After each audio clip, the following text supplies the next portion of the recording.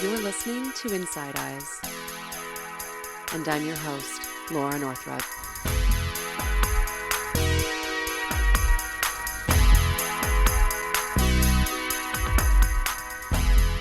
Hi, everybody. Welcome to the second episode of Inside Eyes. I'm your host, Laura May Northrup.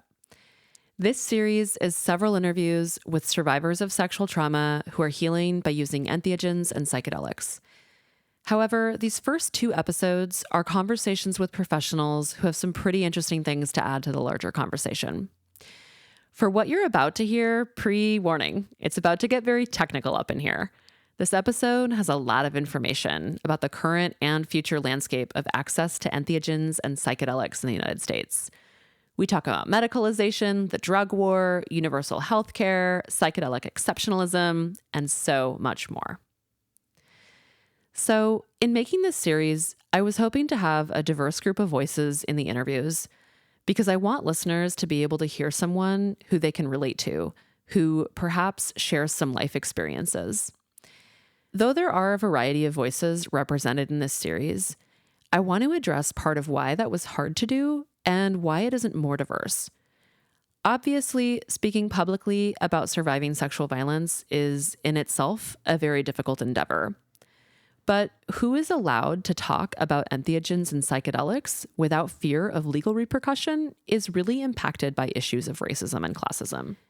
In the more mainstream conversations around the growing interest in the healing powers of these medicines, there is a lot of talk about legalization.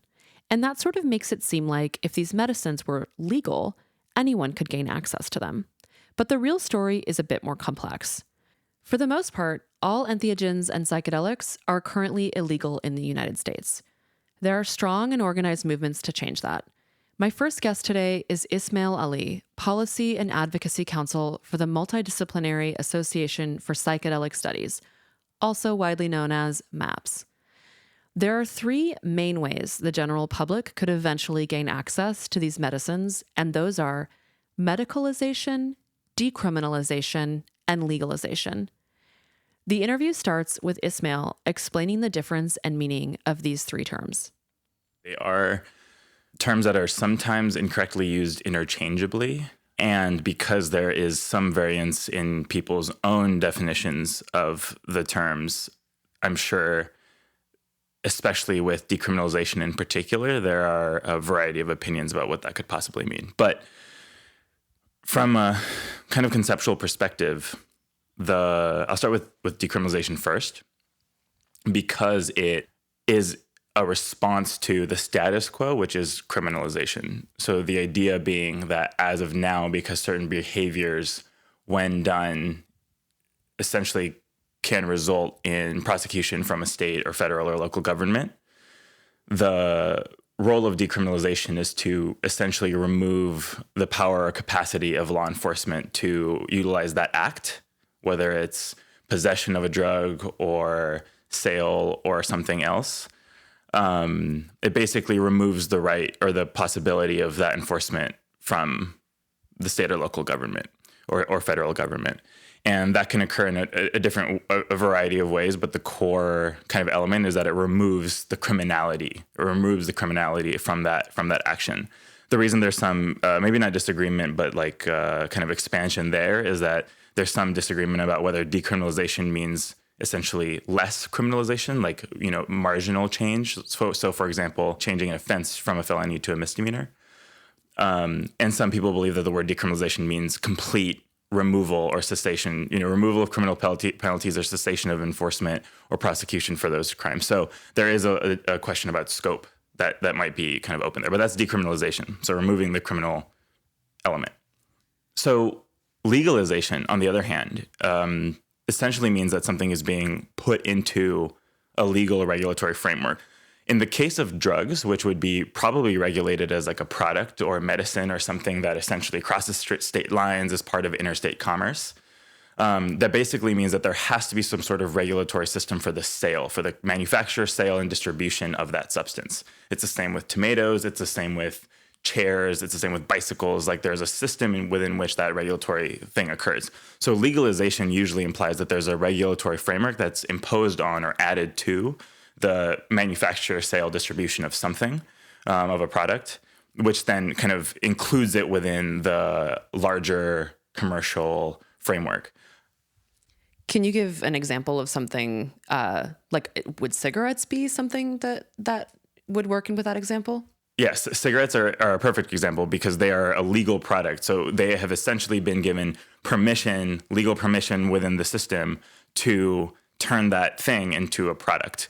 So some might say that legalization in some ways is permission to commodify, permission and protection from the local government or from the government, to allow it to participate in kind of interstate global commerce. Yeah.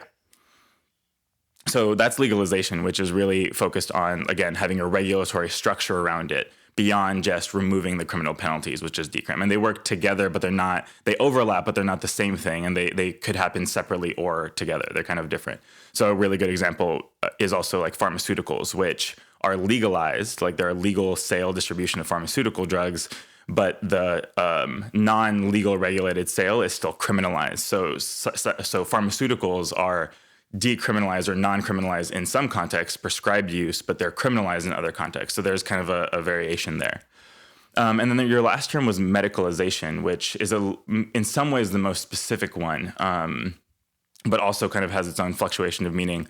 Medicalization really means to include that thing within the larger medical framework, which implies that it's legal for sure, but also implies that it's subject to the same or similar regulatory frameworks or expectations as other medical products. So maybe that's a drug, maybe that's an actual like medical technology.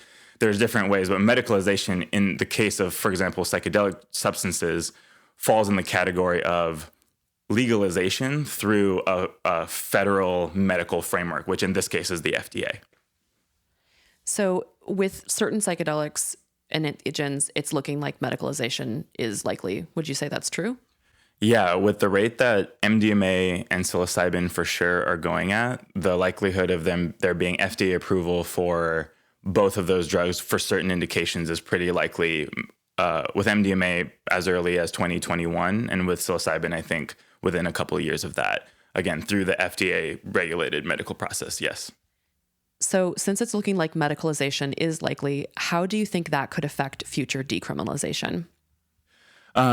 There's a couple ways to look at that question. So part of the strategy underlying medicalization in the first place is looking at how cannabis law and reform has occurred over the last couple of decades. So with medical marijuana, one of the most significant indicators for whether or not someone changed their perspective about marijuana legalization or medical marijuana was knowing someone who used medical marijuana. When someone in your family or a friend is suffering and they are able to find relief from this particular medicine, it goes a really long way in persuading people, or at least showing people that maybe this drug or this thing is not as scary or demonized and criminalized as it should be, or overly, excuse me. So just from a strategic perspective and an ideological perspective, it is the case that when people learn that there are medical or kind of non, quote unquote, recreational uses of a substance, it suddenly gets put kind of into a different category. So medicalization and decriminalization could happen simultaneously, in the sense that there could be FDA approval for medical access, while also some other route, whether through Congress or through state initiatives getting passed or legislation at the state level, decriminalization could occur simultaneously. However, the enforcement of a law, so the criminalization of a behavior, is not necessarily based on whether or not something has medical value. Some drugs have medical value, and as I said earlier, are not causing criminal liability because of the way that they're being used. But when they're pulled out of those contexts, then they suddenly kind of take on this criminal nature. And in that way, medicalization most impacts decriminalization from an ideological standpoint, in the sense that it shows people that there are other uses for drugs that have otherwise been criminalized and otherwise been demonized, which often results in an inaccurate perception of that drug from the public. So it's much more about like an ideological cultural relationship than it is about the way that medicalization inherently means that a drug is less criminalized. Okay, so it's kind of like if people start using these drugs as medicines and see them as having value, then when something comes up on a ballot or a politician is like running on a certain platform, people are more likely to support like, oh yeah, I don't think of that as a drug. I think of that as a potential medicine. Therefore, I'm more likely to support decriminalization. Exactly. Yeah. If medicalization is successful, which it sounds like very likely, who is going to have access and who won't have access? So this question is around access, which is a big one. And I just want to start by framing it because of the fact that I'm currently speaking out of Oakland, California, which is in the United States, which is under a system which does not utilize single payer or universal healthcare.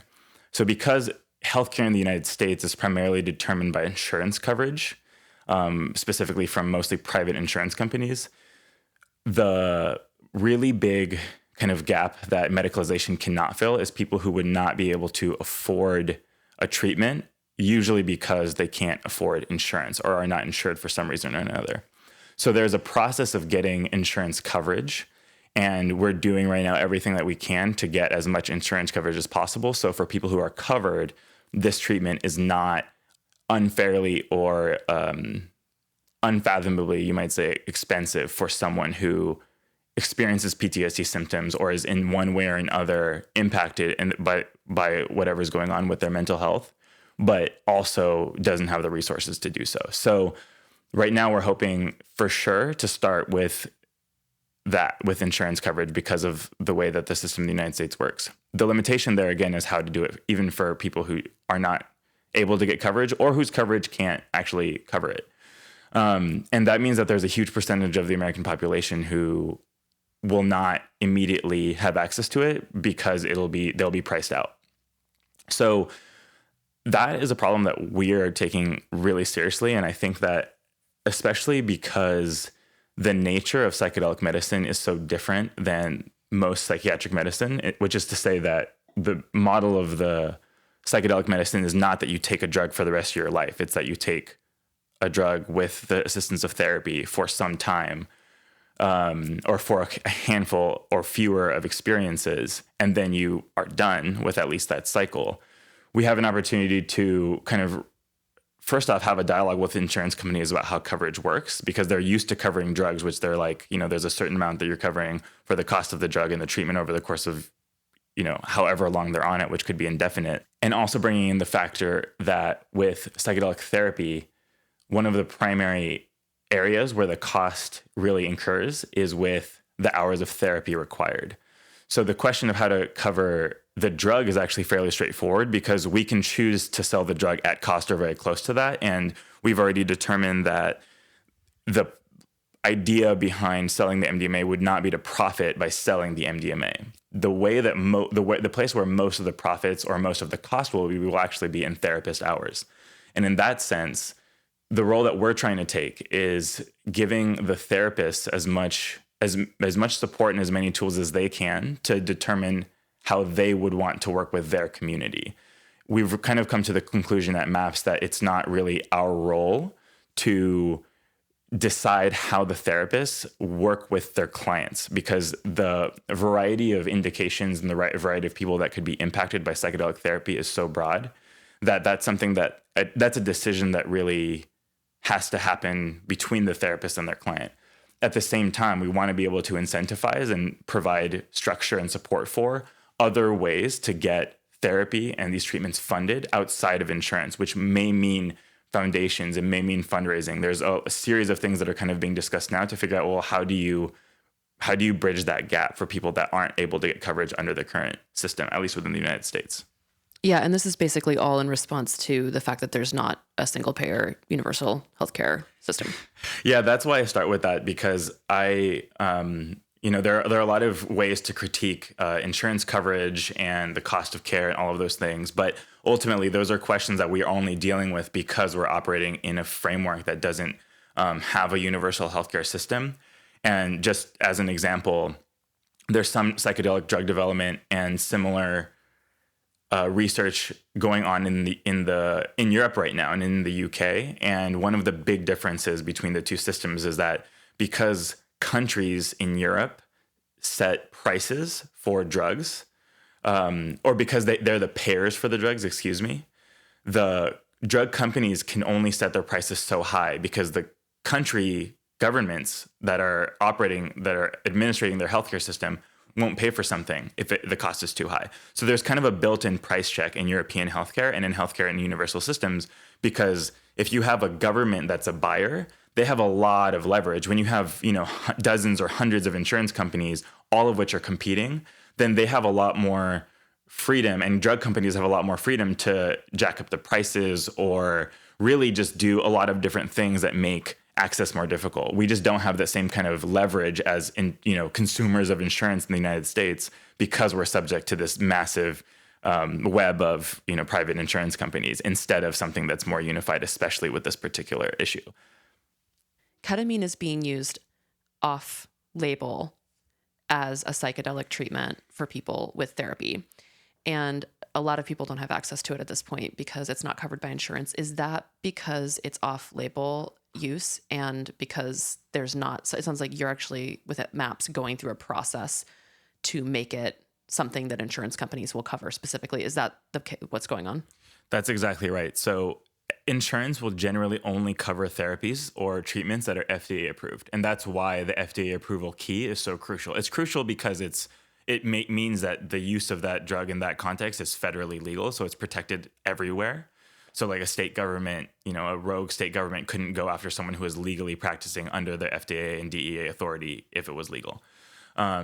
So that it's correct that because the ketamine for depression practice right now is not regulated by FDA, because FDA didn't approve ketamine for depression, it approved it for anesthesia, and it is off-label use. Right now, insurance companies are not covering it, which is why ketamine therapy right now, or ketamine infusions, are so expensive most of the time.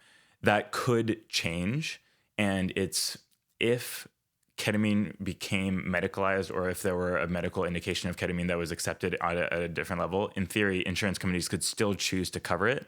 But generally speaking, insurance only covers drugs or therapies that have been FDA approved, which is why that piece of the puzzle is necessary to get the coverage.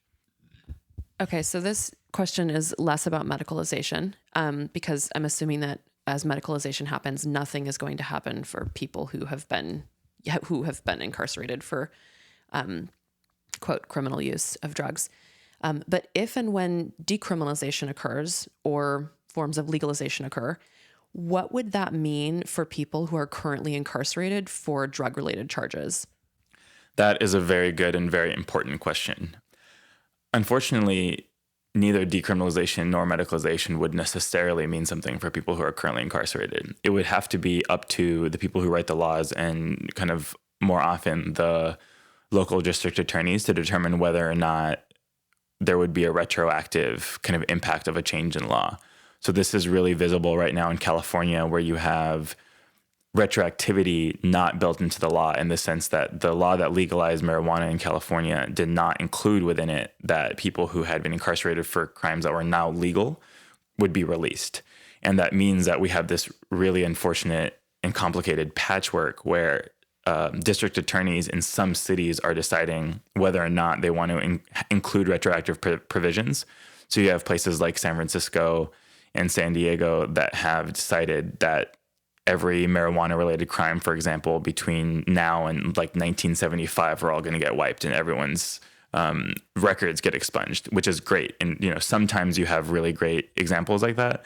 But unfortunately for now, with few exceptions, the retroactivity provisions are really only added in some cases, and they're really not very well supported by the larger legalization conversation yet. This is definitely not because people who are pushing for legalization don't care. I know for a fact, especially, that many advocates in California who come from criminal justice policy reform backgrounds and who came to marijuana legalization from a social justice, racial justice framework, did want to include and would have absolutely included something like this if it was possible. But I think that that's one of those bargaining chips that's often lost, and unfortunately maybe one of the first ones that's lost because the reality is that, especially when people are incarcerated and would otherwise remain incarcerated, they continue to be sources of revenue for the state or for the prison system. And until there is something that could incentivize prison systems and law enforcement in the same way that continued criminalization or continued incarceration can, that is not a bargaining chip that a lot of these entities are willing to part with.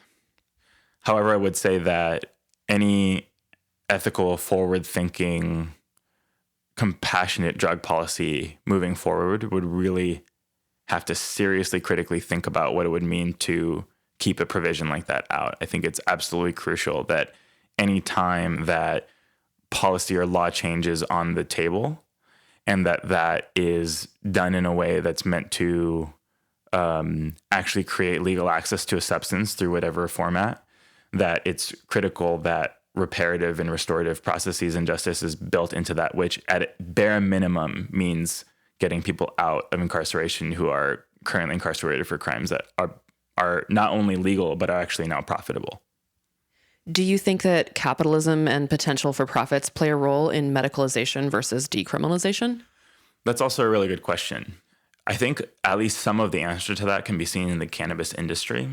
The unfortunate reality is that a couple of years ago, the conversation about cannabis in the United States has started to shift from being led mostly by activists and advocates to being led mostly by lobbyists and people who are coming at it with corporate interests.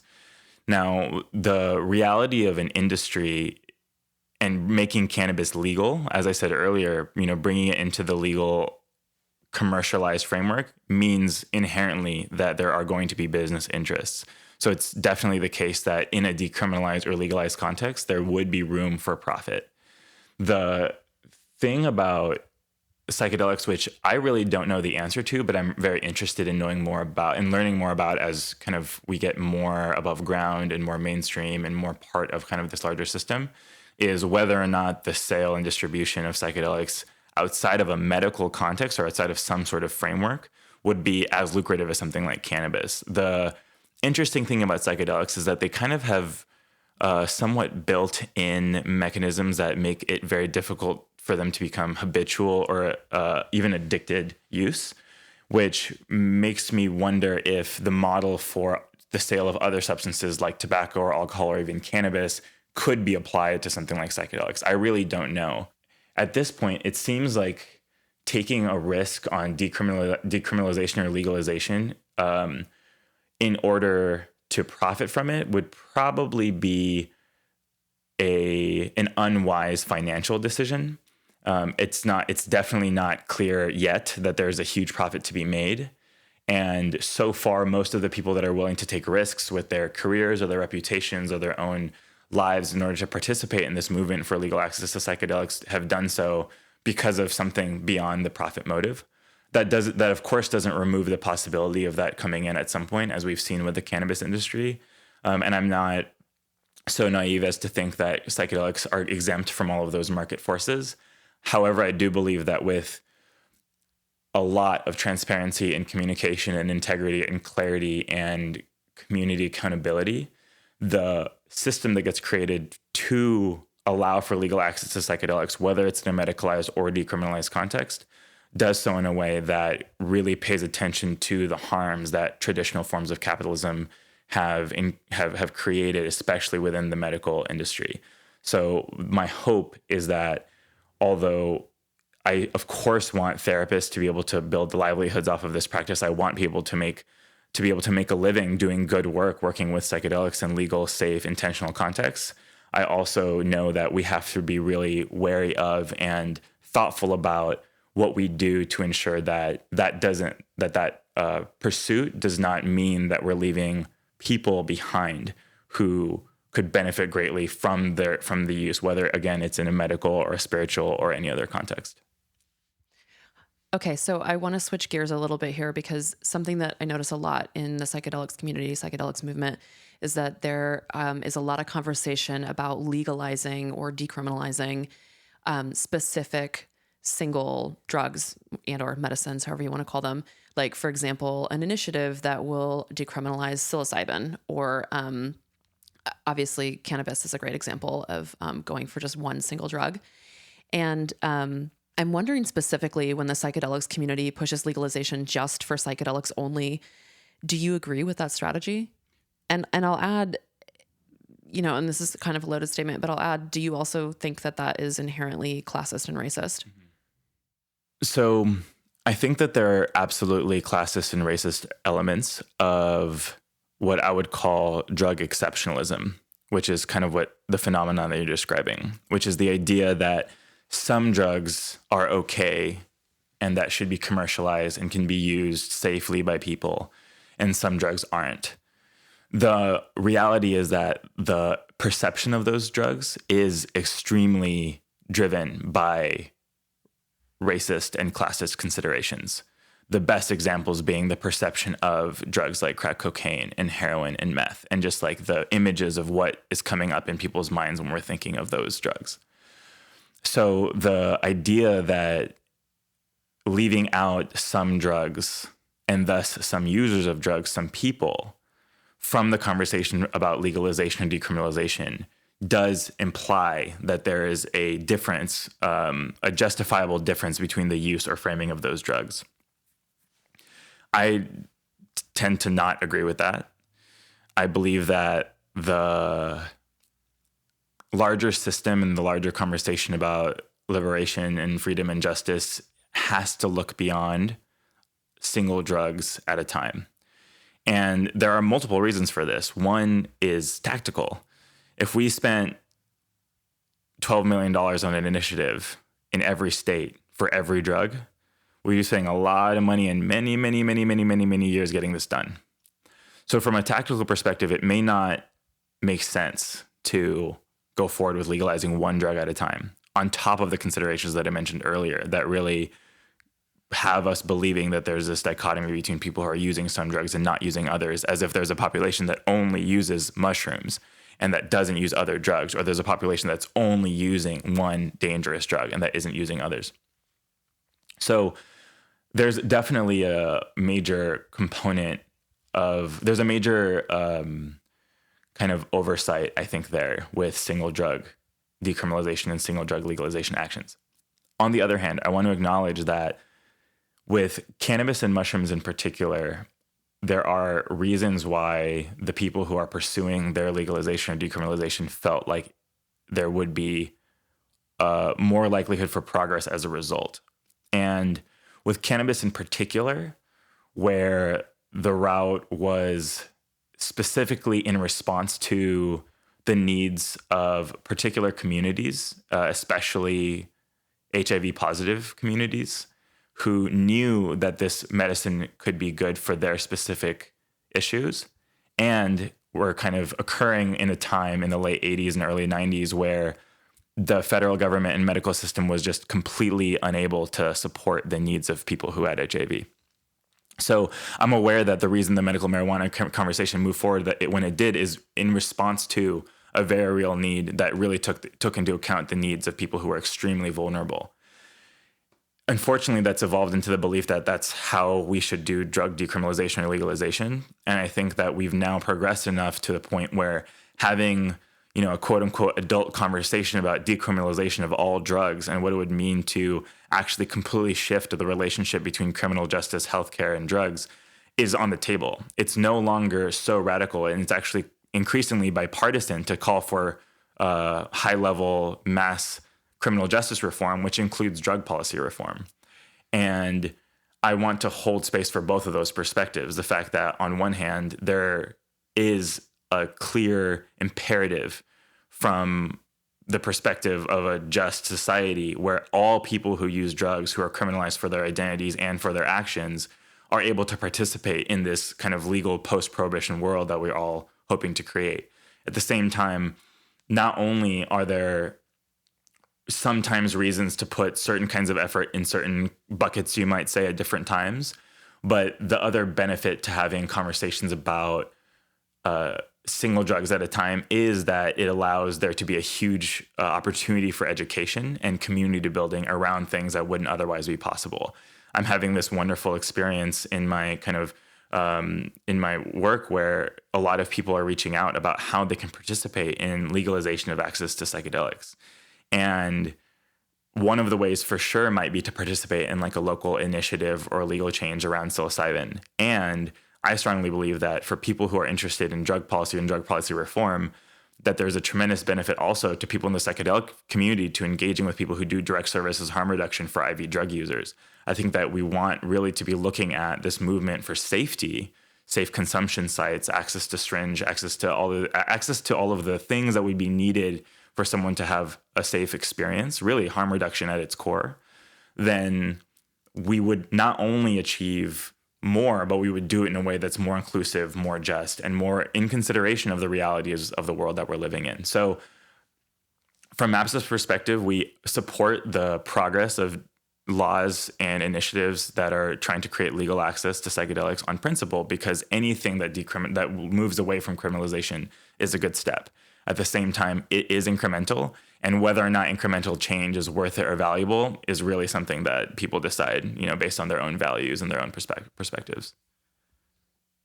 What is the role in culture change in making psychedelics accessible, and how is that different than policy change? So that's really interesting and ties into the question around like legalization and decriminalization and the extent to which those are just or have kind of racial or class-based elements. In part because the reality is that in many cases, criminalization is not necessarily about the behavior, it's about the person. Law enforcement criminalizes sex workers independently of whether or not the laws in that particular state are safe or good or well created for sex workers. The identity, because of its existence of being targeted by law enforcement, incremental legal change that in theory protects people who are working as sex workers does not necessarily protect them as individuals, because the behavior that's being, or the thing that's being criminalized is them and their identity, not necessarily the practice. With drug use, it's very similar. The law enforcement utilizes the drug laws as a framework for enforcement, but the enforcement is racialized, which means that the people who are being enforced on are not, it's not equally distributed between all people. Just to clarify, so that's like, for example, like white people who are using cocaine are not necessarily being subjected to as much actual law enforcement around it.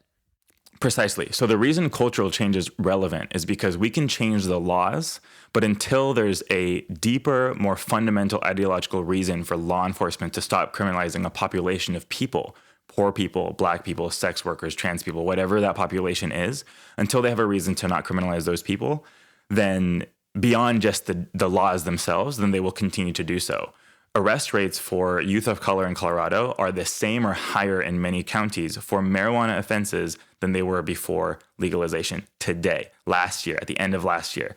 That tells me that until we really have a reason, until we really can pull the fangs out of law enforcement's ability to criminalize certain populations, they will continue to do so whether or not the laws are actually there to quote unquote protect people, because the laws are not there to protect all people. They protect some people. Little bit of a shift, and this maybe doesn't relate so much to MDMA, but definitely relates to mushrooms and other medicines like ayahuasca and iboga, peyote. What will happen and is already happening to the cultural stewards of these medicines, especially considering that those cultural stewards are typically people who have been subject to colonization and are not in positions to protect themselves through the legal system? Yeah, that's a big question, and it's really crucial that we talk about it. So I'll kind of work backwards from what you said. The first one being around protection from the legal or within the legal system. And that is the kind of high level conversation that's happening around how to determine who and what has rights. And there's an increasing interest at the international level to protect biocultural rights, which include not just the rights of indigenous people and their relationship to the land, but also elements of the land itself and practices. So there's this interesting phenomenon that occurs at the international level where the UN can protect or at least acknowledge a certain practice as cultural patrimony. And there's a process happening kind of at that level now to acknowledge practices like the Mexican mushroom traditions, the pre-Mexican mushroom traditions, and then also ayahuasca in the Amazon as cultural patrimony, which is really exciting. But that's all coming after many, many, many years, as you said, of genocide and colonialism and enforced servitude and all kinds of really horrific oppressions that have occurred over the course of 500 years in the quote unquote New World. So the question around what happens, what's happened and what continues to happen and what will happen with respect to the peoples who have carried many of these traditions for a long time, I think is an evolving one. On one hand, I think that there needs to be an open, ongoing dialogue between the people who are interested in engaging with these esoteric or indigenous plant medicine practices, whether they're in religious contexts or otherwise, and the people from whom these practices came. That's really hard when most of the people that used to work with these practices are gone because they have been genocided or because they have lost their culture or their access to their kind of cultural context, which has happened to many, many generations of people, of indigenous people all over the world. So what's happening now is this interesting kind of what feels somewhat like a re-indigenizing process, a global re-indigenizing process, where there are a number of Native communities who have been resilient and who continue to exist around the world, some of which have preserved their entheogenic medicine practices. And because there's so much interest coming in from the global north, from the west, from places like the United States and Canada and Europe, there's this increased interest from youth in indigenous contexts, and this is definitely happening in places like Brazil and Colombia, to reconnect to their cultural roots in a way that wasn't accessible through their parents and maybe even their grandparents, because those generations tended to be really heavily subjected to colonization and assimilation. So you have this phenomenon of young indigenous or mixed people who are engaging with this huge wave of interest from the global north that's creating this really interesting, like, neo-shamanic indigenous movement that's really flourishing all over Central and South America now. At the same time, I don't want to skip over the fact that there also isn't really an effective mechanism that the kind of Western world, you might say, like the American government or these different kind of entities have regarding the rights of Native people and practices, because we just have never really respected the treaties or any of the agreements that were made throughout history.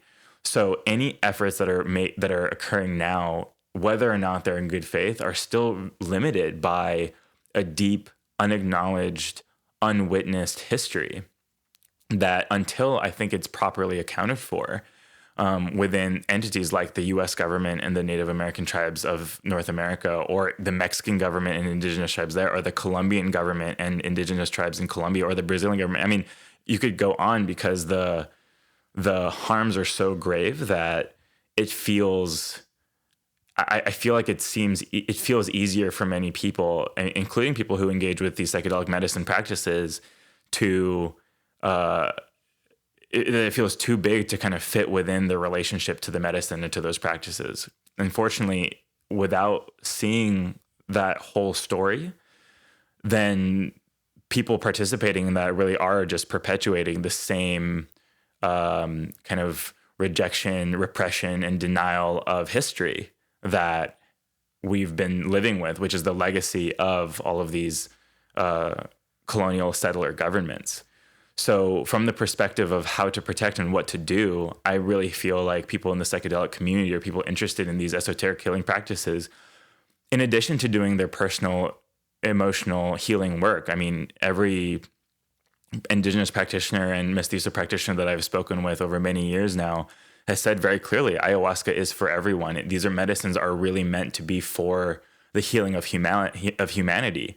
But that doesn't mean that serving the medicine is for everyone, or that you can just do it however you want. You know, like, part of the trade-off is that these practices are done in right relation with the people who have held them with such resilience for such a long time. So I guess, just to kind of close that thought, the core ask I would have for the psychedelic community and people who are involved in these practices is not to just learn about the healing capacity of these medicines and traditions, because those are huge and significant and powerful and ought to be honored, but also the current present day realities of what Native people all over the world are facing. And, even just focusing on a place like the Amazon in Mexico or the Amazon in Central America, the influence of mining, cattle, and timber, soy, all these massive multinational corporations that have really done a tremendous amount of damage. Nestle, I'll call Nestle out by name, have done a tremendous amount of damage to indigenous people all over the world, really need to be reckoned with. And I think that for the people in the psychedelic community, if you want to show up, then you look at those issues. Like, well, what's going on with oil and timber and silver? What's going on with all of these particular industries and government practices that have caused so much harm? And how can we show up in solidarity there? Because if we can show up in solidarity to that larger cosmology that acknowledges the entirety of their worldview and experience, then the medicine itself kind of becomes more than just something you're consuming because you want to heal or feel better. It really becomes part of a larger human cosmology that is significantly impacted by that solidarity in a very fundamental way. All right, you've been listening to an interview with Ismail Ali, Policy and Advocacy Counsel for MAPS. Thank you so much to Ismail for coming on the show. My next guest is Jag Davies, Director of Communications Strategy for the Drug Policy Alliance. To start, I asked Jag the same question about the differences between medicalization, decriminalization, and legalization as I did Ismail. And while both of them said fairly similar things, this interview starts with Jag explaining a bit more about decriminalization and some interesting aspects of medicalization. What decriminalization doesn't do is it doesn't address the role of drug sellers and production and distribution, where distribution is still considered illegal and can face very harsh penalties sometimes. Now, decriminalization has a long track record of success. A number of countries in Europe have decriminalized all drugs. The most well-known example is Portugal, where they've had incredible success. Overdose deaths, HIV/AIDS, and even drug use itself have gone down in Portugal since they decriminalized drugs in 2001. The Czech Republic, the Netherlands, Switzerland, Spain also have similar systems. And there's a number of countries around the world that are currently considering moving towards decriminalization, including some parts of the US. And decriminalization is widely supported by the US public. Around 50 to 55% of the US public supports this concept. Legalization, with marijuana, we have some good examples in the US, but there's not a lot of examples from around the world of formally illegal drugs that have been fully legalized, at least among the drugs that are illegal now. And unlike decriminalization, legalization has pretty low public support, even for unless we're talking about marijuana. Even with psychedelics, drugs like psilocybin, MDMA, LSD.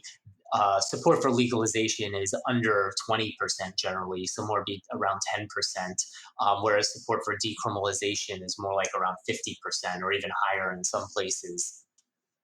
Part of the problem with medicalization, or the limitation of it at least, is that the FDA's definition of what makes a drug medically safe and efficacious is very narrow.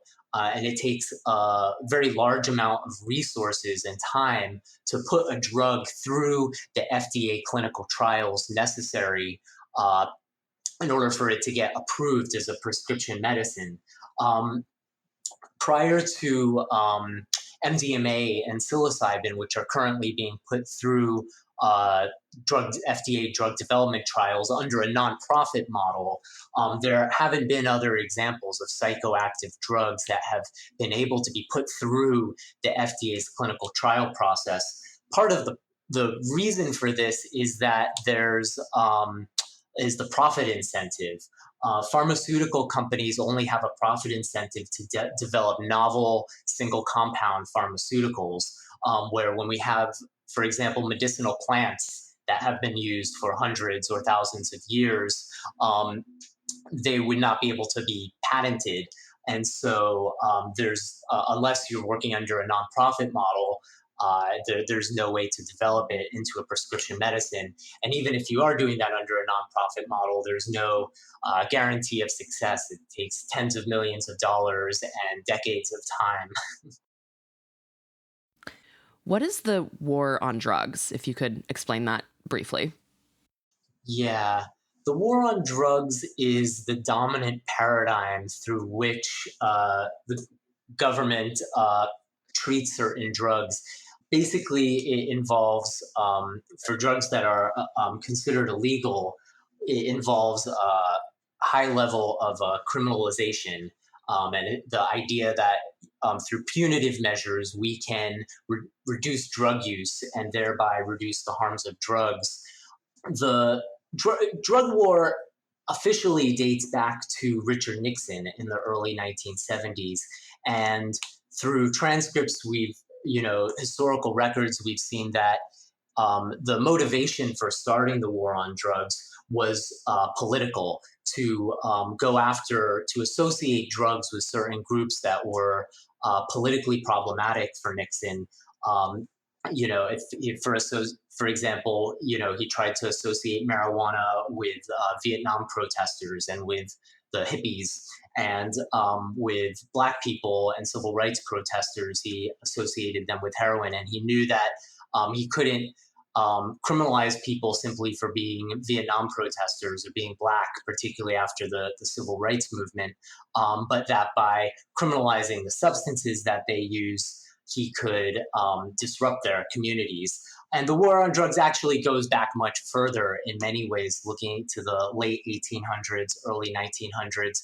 We see that whether or not a drug ends up getting classified as illegal or legal has nothing to do with the science behind the drug or its harms, but everything to do with who is associated with using the drug. The first marijuana prohibition laws were implemented in the early 1900s as a method of criminalizing and deporting Mexican American immigrants. The first cocaine laws were used as a way to vilify Black people in the South in the early 1900s. The first opium prohibition laws, which were actually passed in San Francisco in the late 1800s, were a means of vilifying and stigmatizing and criminalizing Chinese immigrants, since it was their traditional practice to use opium. And so we see over time that there's been a racially bifurcated model of access to legal drugs. The war on drugs really expanded a lot in the 80s and 90s. That was when there was the largest increase in the prison population and in the criminalization of drugs. And in 1980, there were about 40,000 people in jail for drugs in the US. And by the beginning of the 21st century, we had 500,000 people in prison or jails simply for a drug law violation. And over the past 10 years, that number has kind of plateaued, but it's still basically going at the same levels, at the highest level ever in a lot of ways.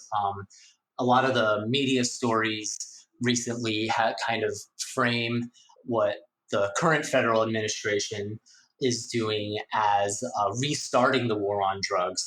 And while the Obama administration did make some modest reforms to scale back the scope of the drug war, they didn't end it by any means. It simply kind of limited its growth in some ways. So how does the war on drugs impact psychedelic use, and who is it impacting? When we're looking at the war on drugs writ large, arrests and incarceration for psychedelics are a relatively small part of it. Unfortunately, there's not good data on this, but likely under 10% of people in jail and prisons are there for MDMA, LSD, psilocybin, those kind of drugs. But considering the scope of how large the drug war is, where we have 1.6 million drug arrests every year, 500,000 people behind bars for drugs, as I mentioned, even 1 or 2% of that is still a lot of people. And I think what often gets discounted is the phenomenological aspect of criminalization. Even if someone isn't arrested for using a psychedelic, the fact that people know that they're doing something that is criminal makes it harder to benefit from the experience and increases the risk of potential harms, where if someone has problems, they may be less likely to get help. And it also has a really disproportionate effect on people of color and people who come from heavily policed communities. If you're using a psychedelic drug in a context where you don't feel safe, where you're under constant threat of police violence or other forms of violence, you're much more likely to have a negative psychedelic experience. We all know the concept of set and setting, and criminalization has a big impact on that. The vast majority of drug arrests also are of people under 30, people in their late teens, early 20s, oftentimes at large events like music festivals and places like that. So criminalization also disproportionately affects young people because they are the most heavily policed community. What is DPA's strategy or stance on the most viable route toward psychedelic access while decreasing the harm on the communities most impacted by anti-drug policy? That's a great question. Unfortunately, even if psychedelic drugs are made available through the FDA, that won't do anything to end arrests or change the criminal penalties for people who use or possess psychedelics outside of highly supervised, expensive medical contexts. So we believe that it's essential to also work to reduce the criminal penalties for people who use them outside of medical contexts. When it comes to psychedelics and public opinion, there's not a huge benefit to separating out psychedelics. When we do polling on questions around decriminalization of psychedelic drugs and compare that to decriminalizing all drugs, the results are quite similar. And DPA's priority going forward over the next few years is to really mainstream the concept of drug decriminalization in the US. As I mentioned earlier, Portugal, a number of other countries have had surprising success with this. And a number of municipalities and localities in the US have taken steps towards decriminalization, for example, by changing drug possession from a felony to a misdemeanor. And we think it's not strategic necessarily to single out psychedelic drugs when talking about decriminalization. If we're just decriminalizing, say, one drug like psilocybin, most people who use psilocybin also use other illegal drugs. And the number of arrests are a small portion of overall drug arrests. So I think both the most strategic thing to do and the most ethical thing for people who care about reducing the harms of psychedelic prohibition is to work towards decriminalizing all drugs. Drugs like heroin and cocaine also have been vilified and mythologized by the war on drugs. One thing that is surprising to a lot of people is that data consistently shows over time that something like 80 to 90% of people who use even the drugs that some people think of as the most dangerous drugs, methamphetamine, crack cocaine, heroin, only a very small percentage, around 10 to 20% of people who use them develop an addiction and go on to use them problematically. So we think it's important to remove the threat of criminal coercion that allows people that small percentage who does have problems with them to to get help more easily when they need it without coercion. In the U.S., one concept that has caught on in a number of states is the concept of treatment instead of incarceration. And the public overwhelmingly supports that.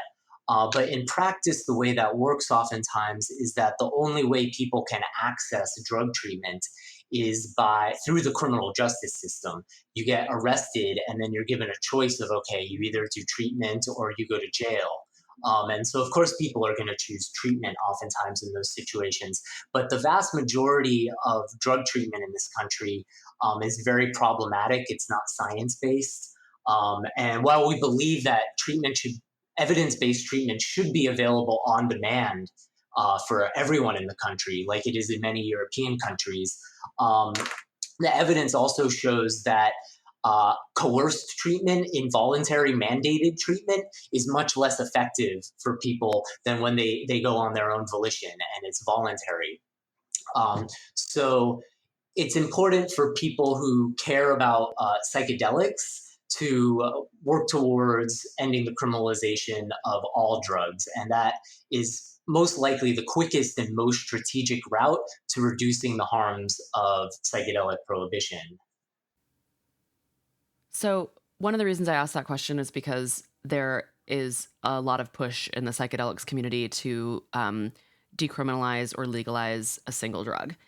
And it sounds like DPA's strategy is more focused on decriminalizing all drugs. And part of the reason for that is because it's more ethical and compassionate towards people who are most affected by drug criminalization, but also because in the long run, it's not very effective to go through and decriminalize single drugs. Like it's going to happen a lot faster and with a lot less resource to go for all decriminalization. Is what it sounds like you're saying? Yeah, that's right. And I mean, one important thing to note is looking at the history of marijuana. Marijuana became available for medical use before it was legalized more broadly. But there's a lot of things that are very different about marijuana from psychedelics. One of them is that just way more people have used it.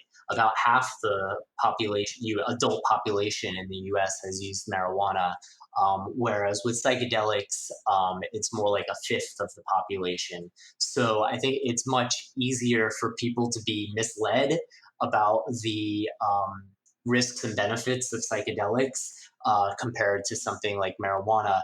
And part of the other reason, it wasn't just because of medical marijuana that marijuana was legalized.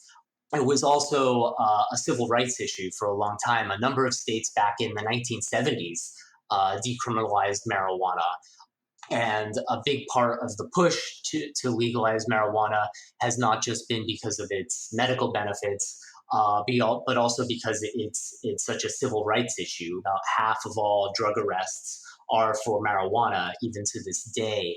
And so at this point, our focus with marijuana is not whether we get it done, but how it's legalized, that it includes reparative justice measures, that it includes retroactive criminal justice reform, so that people who are most harmed by the drug war are the first in line to benefit from its legalization. And I think it's important that we take a similar approach when it comes to psychedelics. The people who've been harmed the most by psychedelic prohibition should be the ones driving the agenda and the ones who stand to benefit the most from it. The way things are playing out now, where the focus is overwhelmingly on medicalization, the people who stand to benefit from medicalization are the people who already have the most privilege. To access psychedelic therapy, it requires a lot of time from highly paid and experienced professionals. And that's part of what's remarkable about psychedelic therapy and what makes it so effective. And it's certainly a good thing that psychedelic therapy is becoming available to more people. But when it's only available through the medical system, people who are socioeconomically disadvantaged are, of course, less likely to benefit from them.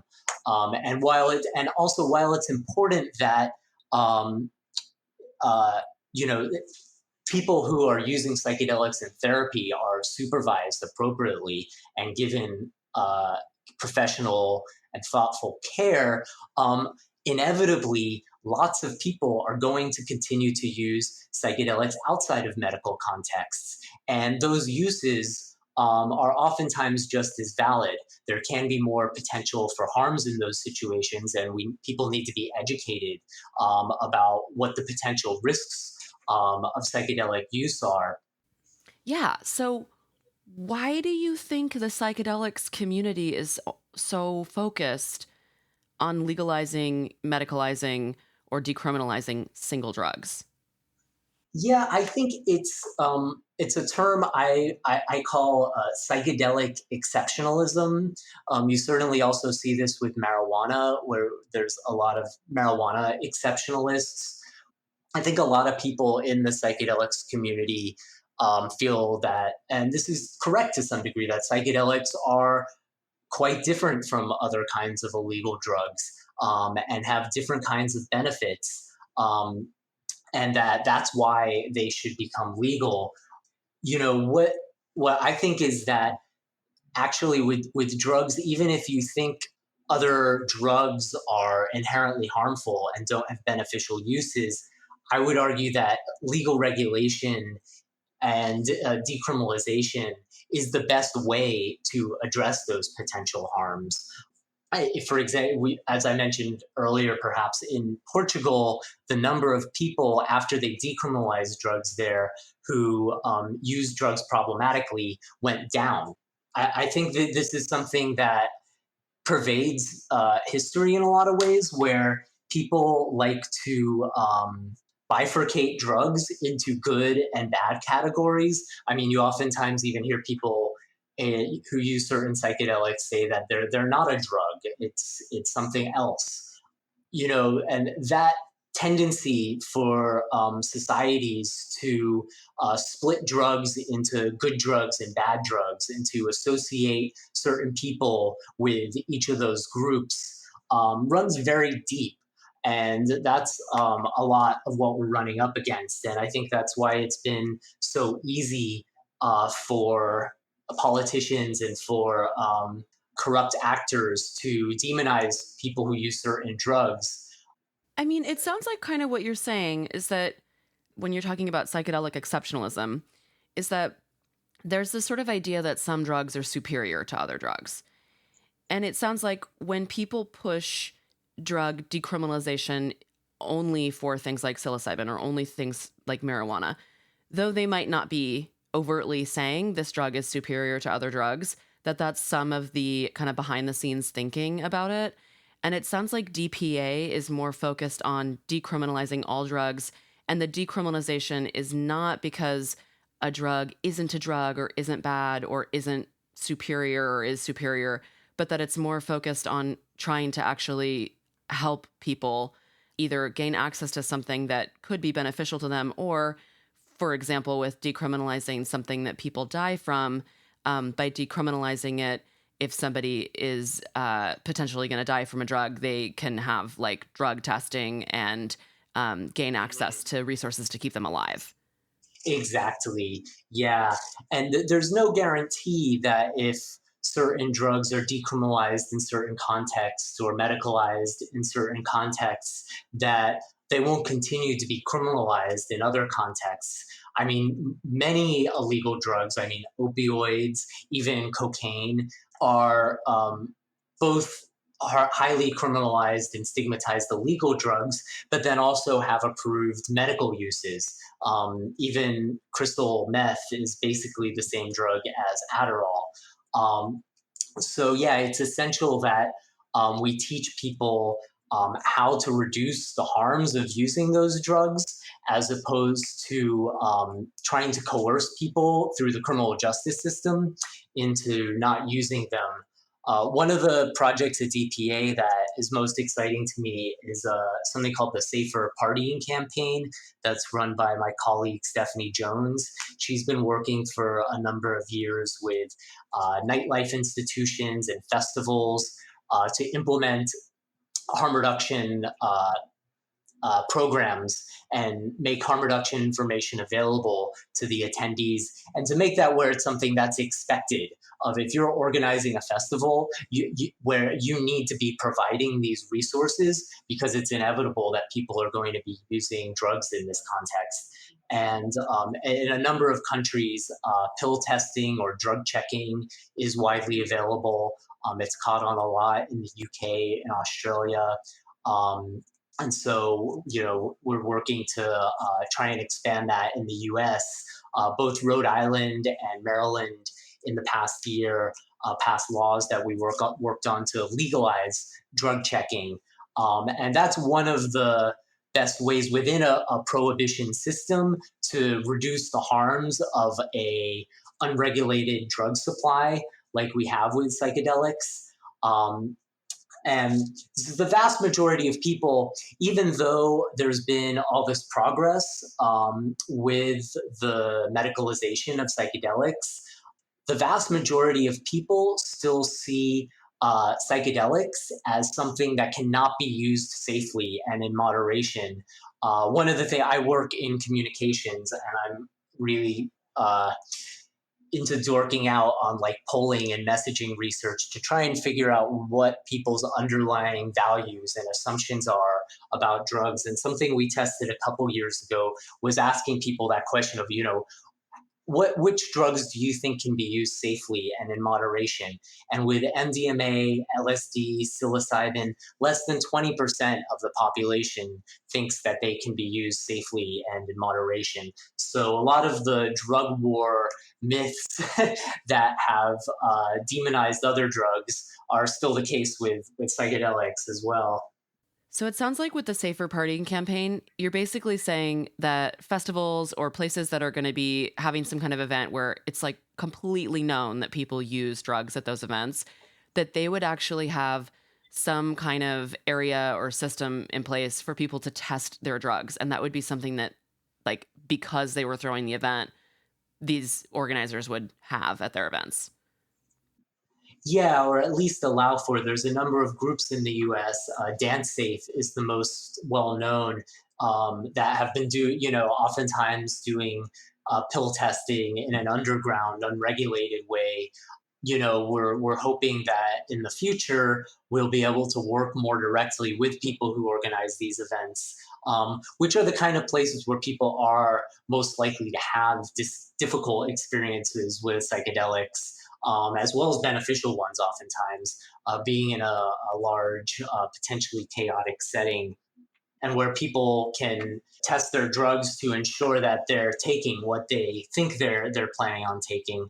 Due to the lack of regulation around MDMA and other drugs, it's very common for them to be adulterated with other substances.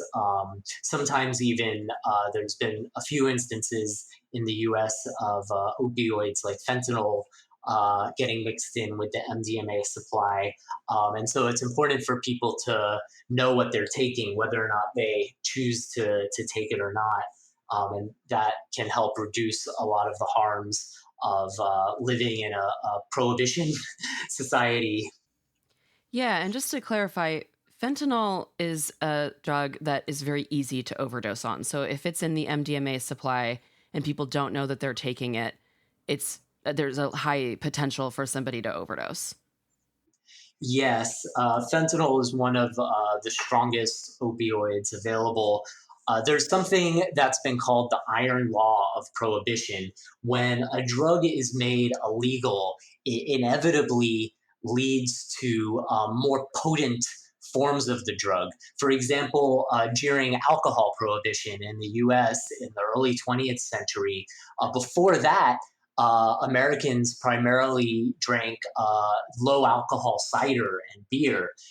It wasn't until Prohibition that people started to drink hard liquor a lot more because it's a lot easier to transport. If you're going to smuggle a barrel of something in from Canada, you're not going to smuggle a barrel of beer, you're going to smuggle a barrel of whiskey or something.